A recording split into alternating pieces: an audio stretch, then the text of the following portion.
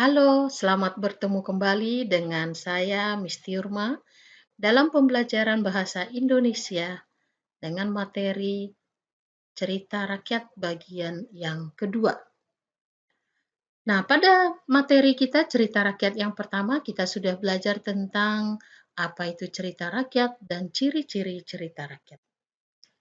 Nah, cerita rakyat itu adalah cerita yang berasal dari masyarakat tertentu yang berkembang pada masa lampau di mana itu menjadi satu keberagaman budaya atau kekayaan budaya yang tetap dimiliki sampai saat ini. Nah, ciri-ciri cerita rakyat itu kita juga sudah bahas pada pertemuan yang pertama menggunakan bahasa klise, kemudian bersifat tradisional, tokoh-tokohnya ditampilkan dalam wujud binatang atau dewa-dewa dan juga wujud manusia, tetapi apapun wujudnya itu tetap menggambarkan sifat seperti manusia. Kemudian cerita rakyat itu tidak mempunyai nama pengarang atau anonim. Ceritanya adalah cerita-cerita kehidupan istana dan cerita rakyat itu apapun bentuknya tetap dia mempunyai nilai moral atau sebagai hiburan yang dikembangkan di dalam masyarakat. Nah, untuk pertemuan yang kedua ini, kita akan mengidentifikasi ciri, pesan moral, dan nilai-nilai yang terkandung di dalam sebuah cerita rakyat. Oke, pesan moral yang terkandung di dalam sebuah cerita rakyat. Jika kita berbicara tentang pesan moral itu adalah pesan atau amanat yang bisa didapatkan setelah kita membaca atau mendengar sebuah cerita rakyat. Jadi misalnya kalau kita membaca cerita rakyat fabel Burung Bangau dan Seekor Anjing, nah cerita rakyat itu pesan moralnya adalah kesombongan akan membuat kita lupa diri sehingga merugikan kita di masa yang akan datang. Oleh karena itu, kita harus hati-hati dalam menerima pujian, karena bisa saja pujian itu justru akan menjatuhkan kita. Banyak ya cerita-cerita yang berkembang di tengah masyarakat. Jadi kalau seperti cerita rakyat yang kita tonton pada materi yang pertama tentang Batu Menangis, pesan moralnya apa? Seorang anak tidak boleh durhaka terhadap ibunya. Nah, itu dia. Sekarang, nilai hidup. Nilai hidup bisa didapat dari setiap bagian cerita melalui perbuatan tokoh. Nilai hidup kita bagi 4. Yang pertama nilai agama, yang kedua nilai sosial, yang ketiga nilai moral, yang keempat nilai budaya. Kita bahas satu persatu. Nilai agama. Nilai agama adalah nilai-nilai dalam cerita yang berkaitan dengan aturan atau ajaran yang bersumber dari agama tertentu. Nilai agama meliputi percaya adanya Tuhan, percaya kepada kekuasaan Tuhan, berserah diri kepada Tuhan, atau memohon ampun kepada Tuhan. Yang kedua, nilai sosial. Nilai sosial adalah nilai-nilai yang berkenaan dengan tata pergaulan antara individu dalam masyarakat. Nilai sosial bisa berupa kebiasaan bekerja sama, suka menolong, saling menyayangi atau mencintai, hidup rukun, suka memberi nasihat, atau peduli pada nasib orang lain.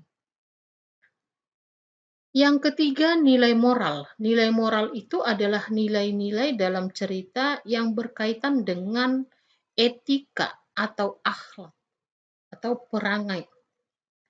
Di mana nilai moral ini bisa seperti kepatuhan, keberanian, rela berkorban, sikap jujur, adil dan bijaksana, menghormati dan menghargai, menepati janji, tahu membalas budi, sikap rendah hati, dan banyak sekali. Yang keempat, nilai budaya. Nilai budaya ini adalah nilai-nilai yang berkenaan dengan kebiasaan atau tradisi atau adat istiadat yang berlaku pada suatu daerah. Nilai budaya meliputi bagaimana menuruti kehendak orang yang dikasihi, atau adat perkawinan, kelahiran, atau kematian, budaya di dalam masyarakat tentang musyawarah untuk mufakat, atau budaya yang ada dalam masyarakat tentang hidup bergotong royong. Nah,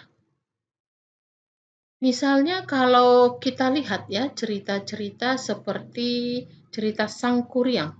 Sebenarnya kalau kita bandingkan dengan kehidupan sekarang, nilai-nilai itu tetap ada ya. Nilai-nilai cerita rakyat yang ada itu zaman dulu tetap ada berkembang sampai masa kini. Jadi kalau misalnya kita perhatikan ya, nilai moral dari cerita Sangkuriang, di mana Sangkuriang itu sikapnya keras kepala, tetap bersikeras untuk menuruti hawa nafsunya, ingin menikahi perempuan yang dia sudah ketahui itu sebagai ibu kandungnya sendiri. Perbandingannya dengan kehidupan masa kini apa? Ya nilai moral dari kehidupan masa kini juga tetap ada seperti itu. Banyak fenomena yang menunjukkan bahwa manusia masa kini lebih suka menuruti keinginan dagingnya, keinginan nafsunya. Makanya ada orang-orang yang hidup tetap di dalam perjinahan, korupsi, atau mengonsumsi narkoba. Atau banyak berita yang kita baca, seorang ayah itu tega untuk memperkosa putri kandungnya sendiri. Atau sebaliknya, seorang anak yang memperkosa ibunya. Nah, jadi cerita-cerita itu tetap ada di masa kini. Atau nilai sosialnya, kalau kita lihat cerita Sangkuriang itu ya, di dalam cerita itu kan dia memiliki ayah yang berwujud seekor anjing yang dinamai Situmang, di mana proses kehamilan ibunda Sangkuriang sepertinya tidak logika ya untuk zaman sekarang ya, karena ibunya itu hamil hanya karena meminum air seni Situmang. Nah, untuk nilai sosialnya pada cerita masa kini apa? Banyak anak yang memiliki orang tua yang berkarakter seperti Situmang itu, meskipun wujudnya tetap manusia begitu. Banyak anak perempuan yang hamil, yaitu akibat dari perbuatan dari ayahnya sendiri. Nah, jadi pelanggaran norma-norma sosial yang terjadi di dalam masyarakat. Nah, sekarang kita akan membahas kebahasaan cerita rakyat dan cerita cerpen. Kita bandingkan apa perbedaannya. Nah, jadi kalau kita lihat di sini, cerita rakyat itu umumnya dia menggunakan kalimat inversi. Ya, misalnya di sebuah kerajaan hiduplah seorang raja dengan kedua putrinya. Kalau kita lihat kalimat ini kenapa disebut kalimat inversi? Di sebuah kerajaan, ini adalah keterangan tempat. Hiduplah, ini predikat kalimat ini. Ya, seorang raja, ini subjek. Dengan kedua putrinya keterangan. Jadi kalimat ini polanya adalah keterangan, predikat, subjek, keterangan. Jadi predikatnya mendahului subjek, maka disebut dia kalimat inversi. Sementara kalau dia cerpen, cerita-cerita masa kini, ini menggunakan kalimat versi. Jadi aku tinggal, misalnya seperti ini ya, aku tinggal di rumah yang mewah dan lingkungan keluarga yang bahagia.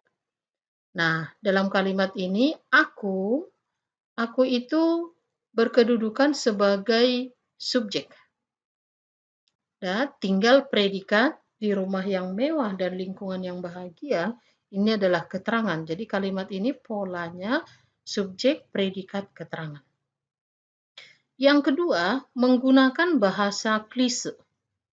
Bahasa klise itu sebagian dari kosakata yang digunakan dalam cerita itu masih menggunakan cerita-cerita yang kadang sulit untuk kita mengerti, ya, menggunakan bahasa-bahasa zaman dulu begitu. Misalnya di dalam cerita rakyat kita akan sering menemukan Alkisah pada zaman dahulu kala hiduplah seorang pemuda bernama Galoran.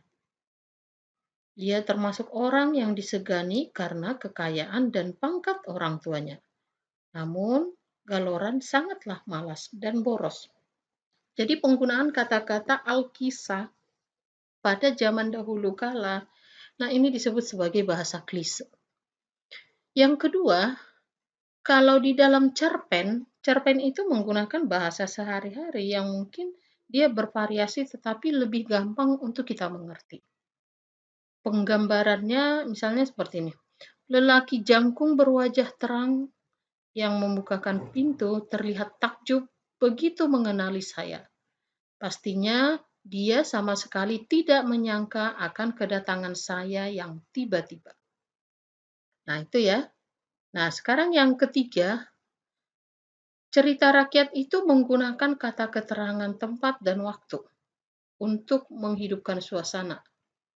Ya, misalnya pada suatu hari yang cerah, ada seekor semut berjalan-jalan di taman. Nah, di sini kan menggunakan pada suatu hari yang cerah. Ini keterangan waktu. Oke, kemudian di taman. Jadi ini menggunakan keterangan tempat. Sementara kalau dia cerpen atau cerita pendek menggunakan semua kata keterangan, baik itu keterangan waktu, tempat, cara, alat, dan sebagainya. Ini untuk melukiskan atau menggambarkan suasana, keadaan, atau peristiwa dalam cerita. Misalnya cerita sambil menggerutu, tidak senang, saya mengambil alih obor dari tangannya. Kami lalu berjalan sepanjang galengan di areal persawahan beberapa puluh meter setelah melewati kebun dan kolam gurami di belakang rumahnya.